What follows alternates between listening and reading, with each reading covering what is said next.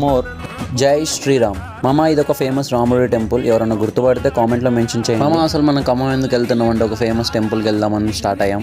మొత్తానికి మన వాళ్ళు ఫుల్గా అలసిపోయారు. ఫైనల్గా మనం ఖమ్మం రీచ్ అయిపోయాం. నైట్ ఇక్కడే ఫ్రెండ్స్ వాళ్ళ ఇంట్లో రెస్ట్ తీసుకొని ఎర్లీ మార్నింగ్ స్టార్ట్ అవుదాం అనుకున్నాం. నెక్స్ట్ డే ఎర్లీ మార్నింగ్ లేచి ఫ్రెష్ అప్ అయ్యి ఒక 2 కార్లు సెట్ చేసుకొని స్టార్ట్ అయ్యాం. వైబుకి తగ్గట్టు రెడీ కావటం మనోడి ఆనవాయితీ. టెంపుల్కి వెళ్ళే ముందు చిన్న ఎనర్జీ కోసం మంచి టీ కొట్టాం.